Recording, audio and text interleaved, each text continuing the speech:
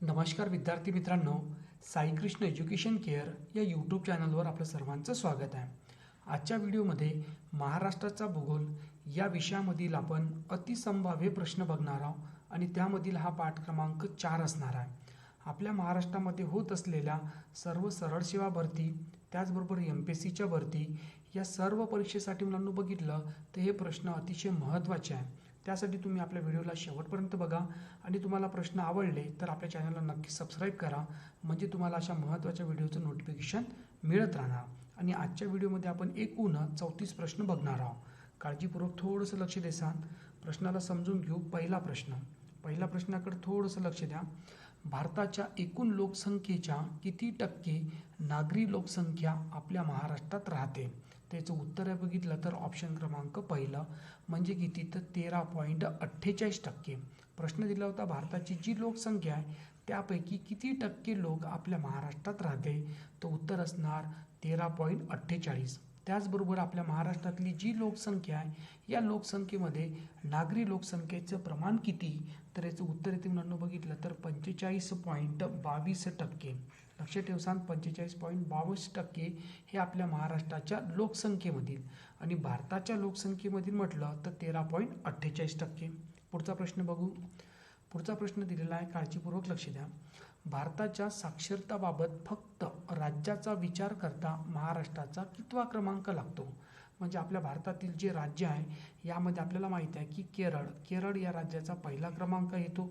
तर मग साक्षरताबद्दल आपल्या महाराष्ट्राचा कितवा क्रमांक येतो? त्याचं उत्तर येते मुलांनो बघितलं तर 7वा क्रमांक येतो. आणि आपल्या महाराष्ट्राचं मुलांनो साक्षरताचं जे प्रमाण आहे हे पण पाठ ठेवा. हे बघितलं तर 82.34% एवढं आपल्या महाराष्ट्राचं साक्षरता प्रमाण आहे.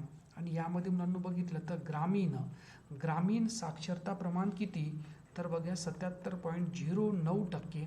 आणि त्याचबरोबर शहरी साक्षरताचं प्रमाण किती, त्याचं उत्तर इथे बघितलं तर 88.07%. हे दोन्ही पण प्रश्न मुलांना आपल्याला परीक्षेच्या दृष्टिकोनातून अतिशय महत्त्वाचे आहे. त्याचबरोबर बघितलं तर 2001 मध्ये आपल्या महाराष्ट्राचं साक्षरताचं प्रमाण बघितलं तर 76.88 म्हणजे 76.88% एवढे होतं. आणि यामध्ये बघितलं तर आपल्याला 6% वाढ होताना दिसून आलेली आहे. किती? 6% वाढ. पुढचा प्रश्न बघू. पुढचा प्रश्न दिलेला आहे, काळजीपूर्वक लक्ष द्या. बघा, 0 ते 6 वयोगटाची लोकसंख्या महाराष्ट्रातील एकूण लोकसंख्येशी तुलना केल्यास ही लोकसंख्या किती टक्के आहे? म्हणजे आपल्या महाराष्ट्रातली जी लोकसंख्या आहे या लोकसंख्येमध्ये बघितलं तर 0 ते 6 वयोगटाची लोकसंख्या किती टक्के आहे असा आपल्याला प्रश्न दिलेला आहे. त्याचं उत्तर इथे बघितलं तर ऑप्शन क्रमांक 1 म्हणजे म्हणून आपण 11.9% एवढी मुलांना 0 ते 6 वयोगटाची लोकसंख्या. ओके, आता याच्यामध्ये एक गोष्ट लक्षात ठेवू की सर्वात जास्त लोकसंख्या म्हणजे लिंग गुणोत्तर कोणत्या आपल्याला जिल्ह्यात दिसून येते? लिंग गुणोत्तर म्हटलं तर 0 ते 6 म्हणजे याला आपण लक्ष ठेवा की याला बाललिंग गुणोत्तर सुद्धा म्हणते. याचं उत्तर येते मुलांनो 961. दुसऱ्या क्रमांकावर बघितलं मुलांनो तर आपल्याला गोंदिया दिसते. गोंदिया किती? 956. आणि नंतर बघितलं तर मुलांनो चंद्रपूर हे किती? 953. ही पण गोष्ट मुलांना आपल्याला अतिशय महत्त्वाची आहे परीक्षेच्या दृष्टिकोनातून. सर्वात कमी म्हटलं मुलांनो तर बीड दिसून येते आपल्याला. बीडमध्ये बघितलं तर 807. हे सर्व प्रश्न परीक्षेमध्ये आलेले आहे आणि हे पुन्हा पुन्हा आपल्याला विचारण्यात दिसून येतात. पुढचा प्रश्न बघू. पुढचा प्रश्न दिलेला आहे, काळजीपूर्वक लक्ष द्या. महाराष्ट्रातील ग्रामीण भागातील लिंग गुणोत्तर किती?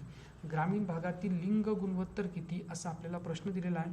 याचा उत्तर येते ऑप्शन क्रमांक ड म्हणजे 952. हे बघितलं तर ग्रामीण लिंग गुणोत्तर आहे.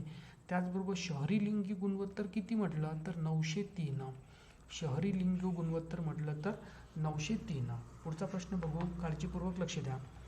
पुढचा प्रश्न दिलेला आहे, भारतात लिंग गुणोत्तराचा फक्त राज्याचा विचार करता महाराष्ट्राचा कितवा क्रमांक लागतो? म्हणजे आपल्या भारतामध्ये जे लिंग गुणोत्तर आहे मुलांना सर्वात जास्त आपण बघितलं तर आपल्याला जे राज्य आहे त्याच्यामधला पहिला, दुसरा, तिसरा करत मुलांनो आपल्या महाराष्ट्राचा कितवा क्रमांक लागतो? त्याचं उत्तर इथे मुलांनो बघितलं तर ऑप्शन क्रमांक अ म्हणजे किती म्हणू? 19वा. लिंग गुणोत्तर म्हटलेल्या मुलांनो काळजीपूर्वक लक्ष द्या. बाललिंग गुणोत्तर वेगळा आहे, लिंग गुणोत्तर वेगळा आहे.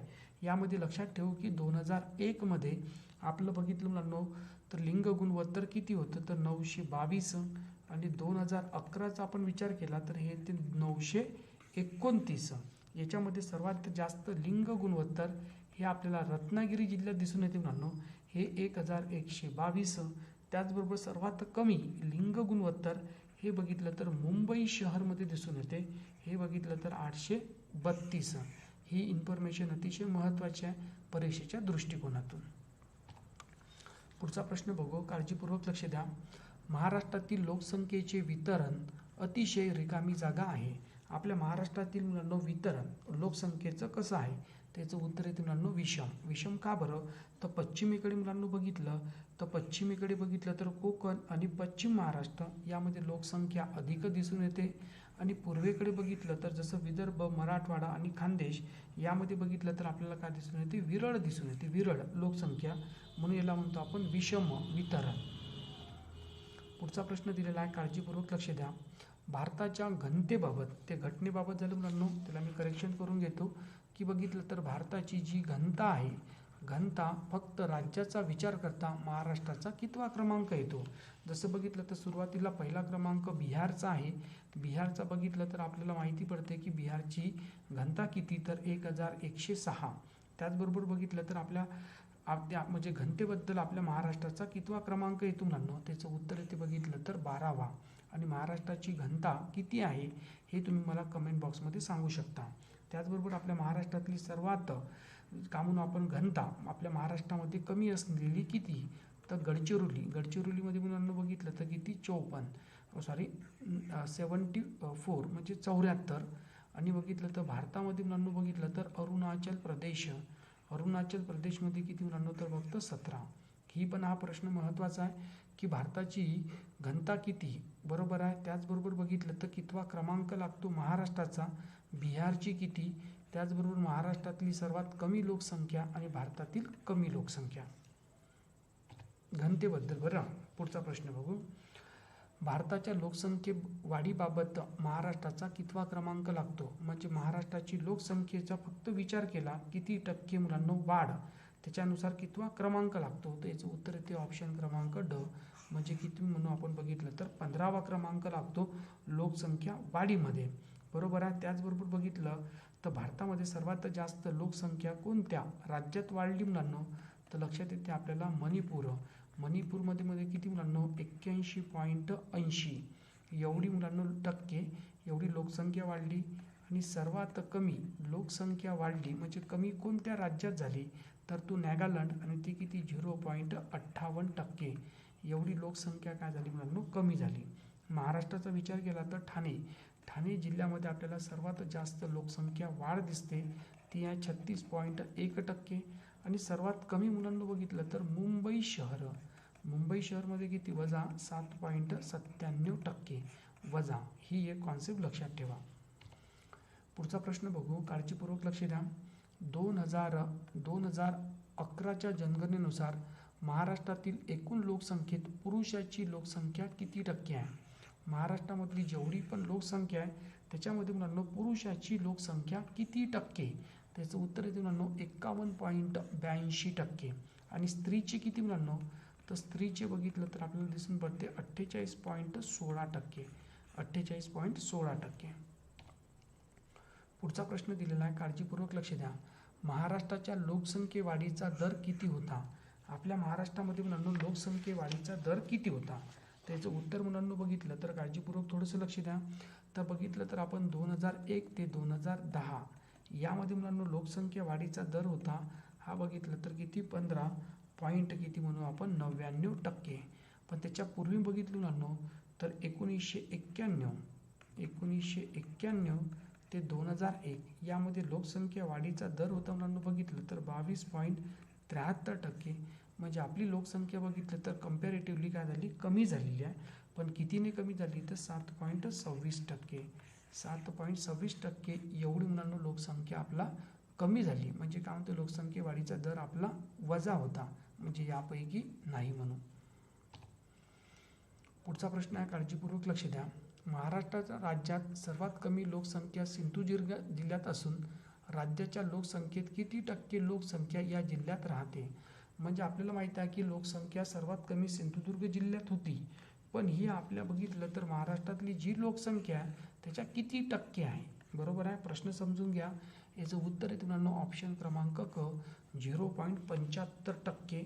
एवढी मुलांनो लोकसंख्या 0.75. सर्वात जास्त कुठे होती मुलांनो तर ठाण्यामध्ये होती. तर ठाण्यामध्ये किती मुलांनो तर 9.84%. ठाणे लक्षात ठेवसा म्हणून त्याला आपण विभाजित केलेला आहे. पुढचा कॉन्सेप्ट बघू, काळजीपूर्वक लक्ष द्या. त्यानंतर बघा, भारतात देशाची कितवी लोकसंख्या 2011 मध्ये पार पडली. त्याचं उत्तर इथे मुलांनो बघितलं तर ऑप्शन क्रमांक क म्हणजे किती म्हणू 15वी लोकसंख्या आपली महाराष्ट्राची मुलांनो पार पडली. पुढचा प्रश्न आहे, काळजीपूर्वक लक्ष द्या. युनेस्कोने जाहीर केलेल्या वर्ल्ड हेरिटेज साईटमध्ये महाराष्ट्रातील किती ठिकाणी आहे. वर्ल्ड हेरिटेज सेंटरमध्ये त्याचं उत्तर इथे मुलांनो किती तर 4. याच्यामध्ये एक आणखी ॲड झालेले आहे, ते ॲड केले नाही आहे ते मला कमेंट बॉक्समध्ये सांगसा. पुढचा प्रश्न आहे, काळजीपूर्वक लक्ष द्या. महाराष्ट्र शासनाने घोषित केलेल्या महाराष्ट्राच्या पर्यटनाचे घोषवाक्य कोणते. घोषवाक्य कोणते असा आपल्याला प्रश्न विचारलेला आहे. महाराष्ट्राच्या पर्यावरणाचे मुलांनो घोषवाक्य कोणते. त्याचं उत्तर आहे ते ऑप्शन क्रमांक 2 अमर्याद महाराष्ट्र. आपल्या महाराष्ट्राची अमर्याद महाराष्ट्र. पुढचा क्वेश्चन बघू, काळजीपूर्वक थोडंसं लक्ष द्या. प्रश्न समजून घ्या मुलांनो. प्रश्न ॲज इट इज तुम्हाला परीक्षेमध्ये दिसून येणार. पुढचा प्रश्न लक्ष देसान. उत्तरेकडून दक्षिणेकडे जाणाऱ्या सर्व राष्ट्रीय महामार्गाचे क्रमांक रिकामी जागा आहे. उत्तरेपासून दक्षिणेपर्यंत जाणाऱ्या राष्ट्रीय महामार्गाचे मुलांनो क्रमांक कोणते आहे. त्याचं उत्तर येते मुलांनो सम. आता याच्या पहिले मुलांनो बघितलं तर विषम होते, आता ते काय झाले मुलांनो बघितलं तर का म्हणून आपण सम झाले. जसं बघितलं तर जो राष्ट्रीय महामार्ग आपल्या भारतातील तो मुलांनो सर्वात मोठा वाराणसीपासून कन्याकुमारीपर्यंत. याचं पहिले जे नाव होतं मुलांनो हे बघितलं तर 07 होतं. आता हे नाव बदलून आता किती झालं मुलांनो बघितलं तर 44. ही पण एक कॉन्सेप्ट लक्षात ठेवसा. पुढचा प्रश्न आहे, लक्ष देसा. बघा मुलांनो, महाराष्ट्रात बघा राष्ट्रीय महामार्गाची लांबी असून महाराष्ट्राचा देशात कितवा क्रमांक येतो. म्हणजे फक्त आपण राष्ट्रीय महामार्गाची लांबी विचार केला तर महाराष्ट्राचा मुलांनो कितवा क्रमांक लागतो असा आपल्याला प्रश्न दिलेला आहे. याचं उत्तर येते मुलांनो 3रा क्रमांक आहे राष्ट्रीय महामार्गासाठी. एक गोष्ट लक्षात ठेवसा. त्याचबरोबर मुलांनो आणखी तुम्हाला हे माहिती असणं गरजेचं आहे की सर्वात जास्त राष्ट्रीय महामार्गाची लांबी कोणत्या जिल्ह्यात आहे. तर याचं उत्तर येते मुलांनो पुणे जिल्ह्यामध्ये आपल्याला सर्वात जास्त राष्ट्रीय महामार्गाची लांबी दिसून येते. पुढचा प्रश्न बघू. महाराष्ट्रातील 36 जिल्ह्यापैकी किती जिल्ह्यात खनिज संपत्ती मोठ्या प्रमाणात आहे. आता आपल्या महाराष्ट्रामधले जेवढे जिल्हे आहेत 36 त्याच्यापैकी किती जिल्ह्यात आहे. त्याचं उत्तर येते मुलांनो बघितलं तर किती 11. सर्वात जास्त बघितलं तर नागपूर विभागात दिसून येते मुलांना आपल्याला नागपूर विभागात, आणि सर्वात कमी मुलांना बघितलं तर नाशिक विभागात. या 2 कॉन्सेप्ट लक्षात ठेवा. पुढचा प्रश्न आहे, काळजीपूर्वक लक्ष देसा. महाराष्ट्रातील खनिज संपत्ती सर्वात जास्त कोणत्या प्रशासकीय विभागात आहे. त्याचं उत्तर येते मुलांनो नागपूर. पण नागपूरमध्ये किती टक्के मुलांनो तर 7%. आणि सर्वात कमी बघितलं तर नाशिकमध्ये किती तर फक्त 2%. ही एक कॉन्सेप्ट लक्षात ठेवा. पुढचा प्रश्न आहे, महाराष्ट्रातील भरतपूर म्हणून कोणते अभयारण्य ओळखले जाते. याचं उत्तर येते मुलांनो बघितलं तर नांदूर मधेश्वर, आणि हे बघितलं तर आपल्याला नाशिक जिल्ह्यामध्ये दिसून येते, नाशिक जिल्हा. पुढचा क्वेश्चन बघू, काळजीपूर्वक लक्ष द्या. केंद्र सरकारने कोणत्या वर्षी राष्ट्रीय प्राणी म्हणून वाघाची निवड केली. राष्ट्रीय प्राणी म्हणून वाघाची निवड कोणत्या वर्षी केली. त्याचं उत्तर येते मुलांनो 1972 मध्ये. त्याचबरोबर व्याघ्र दिन आपण बघितलं तर 29 जुलैला आपण साजरा करतो, 29 जुलैला. पुढचा प्रश्न बघा, महाराष्ट्रातील पहिला वाघ प्रकल्प कोणता असं आपल्याला म्हटलेलं आहे. याचं उत्तर येते मुलांनो बघितलं तर ताडोबा. हे एक गोष्ट लक्षात ठेवसा. पुढचा प्रश्न बघा, महाराष्ट्र सरकारने मुलांनो हत्ती प्राण्याचे संरक्षण आणि संवर्धन करण्यासाठी हत्ती प्रकल्प कोणत्या जिल्ह्यात सुरू केलेला आहे. हत्ती प्रकल्प याचं उत्तर येते मुलांनो कोल्हापूरला मुलांनो कर्नाटकाची सीमा आहे, त्याच्यामुळे मुलांनो आपण इथे हत्ती प्रकल्प सुरू केलेला आहे. पुढचा प्रश्न आहे, काळजीपूर्वक लक्ष देसा. प्रश्न दिलेला आहे, महाराष्ट्रातील क्षेत्रफळाच्या दृष्टीने वनाचे सर्वात कमी कमी लातूर जिल्ह्यात असून किती टक्के आहे? म्हणजे वनाचे क्षेत्रफळ आपल्याला माहिती आहे की लातूर जिल्ह्यात सर्वात कमी आहे, पण एक्झॅक्टली किती आहे असा प्रश्न आला तर म्हणून उत्तर आहे चालू बघितलं तर 0.17%. किती म्हणू? 0.17%. त्यानंतर बघितलं तर सर्वात कमी दुसऱ्या क्रमांकाचा कोणता तर बघितलं तर सोलापूर, आणि तिसऱ्या क्रमांकाचा कोणता तर जालना जालना, आणि चौथ्या क्रमांकाचा कोणता तर उस्मानाबाद उस्मानाबाद. हे चारही पण जिल्हे पाठ ठेवा म्हणजे प्रश्न चुकणार नाही. आता बघू जास्त क्षेत्रफळ असणार आहे. आता आपल्याला माहिती आहे की महाराष्ट्रात सर्वात जास्त वनक्षेत्र गडचिरोली जिल्ह्यात आहे, पण प्रश्न विचारला एकूण किती टक्के, त्याचं उत्तर येणार ऑप्शन क्रमांक अ 69.41%. दुसऱ्या क्रमांकावर कोणता आहे सर्वात जास्त? सिंधुदुर्ग. तिसऱ्या क्रमांकावर बघितलं तर रत्नागिरी, आणि चौथा कोणता तर रायगड रायगड. आता हे लक्षात ठेवायचं, पश्चिमेकडचे आणि पूर्वेकडचे असा पण प्रश्न विचारलेला आहे याच्या पहिले, तर थोडंसं काळजीपूर्वक लक्ष राहू द्या. पुढचा प्रश्न बघू, काळजीपूर्वक लक्ष देसान. पुढचा प्रश्न आहे थोडासा सिंपल क्वेश्चन आहे, तरी पण आपण घेऊ की बघा मुलांनो, उन्हाळ्यात भुसभुशीत आणि पावसाळ्यात चिखलागत हे वैशिष्ट्य कोणत्या मृदेचे आहे? तर हे सर्वांना माहिती आहे, आपली काळी मृदा आपल्या महाराष्ट्रामध्ये सर्वात जास्त आहे. पुढचा प्रश्न आहे महाराष्ट्रात पावसाळा आणि हिवाळा यांच्या दरम्यान संक्रमणाचा महिना कोणता? संक्रमणाचा महिना कोणता? तर याला आपण म्हणतो ऑक्टोबर हीट ऑक्टोबर हीट. पुढचा प्रश्न आहे, काळजीपूर्वक लक्ष देसान. महाराष्ट्रात उन्हाळ्यामध्ये सर्वात जास्त पाऊस कोणत्या ठिकाणी पडतो? उन्हाळ्यात म्हटलेला आहे, उन्हाळ्यात कोणत्या ठिकाणी सर्वात जास्त पाऊस पडतो? त्याचं उत्तर आहे तुम्हाला कोल्हापूर जिल्ह्यामध्ये पडतो. आणि हा किती टक्के पडतो तुम्हाला? किती अंश पडतो? 10 ते 12.5 अंश एवढा पाऊस आपल्याला दिसतो मुलांनो. कुठे? आपला कोल्हापूर जिल्ह्यात. पुढचा प्रश्न आहे, काळजीपूर्वक लक्ष देसा. महाराष्ट्रात नैऋत्य मान्सून कालखंडात सर्वात कमी पाऊस कोणत्या ठिकाणी पडतो? नैऋत्य मान्सून कालखंडामध्ये याचं उत्तर आहे मुलांनो सातारा या जिल्ह्यामध्ये आपल्याला सर्वात कमी पाऊस दिसतो नैऋत्य मान्सून कालखंडामध्ये.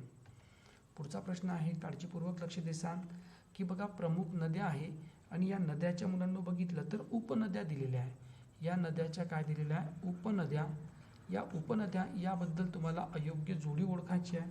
तापीची दूधगंगा बरोबर आहे, गोदावरीची सिंदफणा हे सुद्धा बरोबर आहे, भीमा आहे याची कुकडी हे सुद्धा आहे, पण कृष्णाची उल्हास नाही आहे. ही बघितलं तर दूधगंगा आहे, दूधगंगा ही पण लक्षात ठेवसा. दूधगंगा नाही बोललो, हिचं काहीतरी चुकलेलं असेल, बरोबर आहे दुभना असेल, दुभना. ओके, हे थोडंसं करेक्शन करून घ्यायचं मुलांना, पण उल्हास कृष्णाची नाही आहे. पुढचा प्रश्न आहे, काळजीपूर्वक लक्ष द्यायचा. महाराष्ट्रातील मुलांना पठार आहे याच्याबद्दल चुकीची जोडी ओळखायची आहे. इथं मुलांना तर तोरणमाळ पुणे जिल्ह्यात औंध सातारामध्ये आहे, मालेगाव नाशिकमध्ये आहे. हे तोरणमाळच्या जागी मुलांना थोडंसं तोरणा असेल तर तोरणा धुळेमध्ये नाही आहे मुलांना, ही एक गोष्ट लक्षात द्यायचा. पुढचा प्रश्न आहे, बघितलं काळजीपूर्वक लक्ष द्या. महाराष्ट्रातील दुसऱ्या क्रमांकाचे सर्वोच्च शिखर कोणते? दुसऱ्या क्रमांकाचे याचं उत्तर आहे मुलांना सालेर, आणि हे कोणत्या जिल्ह्यात दिसून येते तर आपल्याला नाशिक जिल्ह्यात दिसून येते. काळजीपूर्वक लक्ष राहू द्या. याची जी उंची आहे 1576. कळसूबाई बघितलं मुलांना आपण तर 1646 ही कळसूबाई. पुढचा प्रश्न बघा, अजिंठा वेरूळ लेणी कोणत्या डोंगर रांगेत आहे? अजिंठा वेरूळवरून समजून येते हे वेरूळ, आणि ही मुलांना बघा जागतिक वारसा स्थळामध्ये हिची नोंद आहे. पुढचा प्रश्न बघू, महाराष्ट्राच्या उत्तरेस कोणती खाडी आहे? महाराष्ट्राच्या उत्तरेस कोणती खाडी आहे? याचं उत्तर येते मुलांना वसई. पुढचा प्रश्न आहे, काळजीपूर्वक लक्ष देसान. महाराष्ट्रात सर्वात कमी क्षेत्रफळ असलेला प्रशासकीय विभाग कोणता? तर याचं उत्तर येते मुलांना कोकणमध्ये 30,728 एवढा आपल्याला मुलांना शासकीय कमी क्षेत्रफळ दिसून येते. ओके, ही पण एक गोष्ट लक्षात ठेवा म्हणजे प्रश्न तुमचा चुकणार नाही. ओके मुलांना, आता हे बघितलं आपण एकूण 34 प्रश्न बघितले. यानंतर सुद्धा मुलांना असे आपण काही महत्त्वाचे प्रश्न घेणार आहोत. त्यासाठी तुम्ही आपल्या चॅनलवर सबस्क्राईब करा, त्याचबरोबर बेल आयकॉनवर क्लिक करा.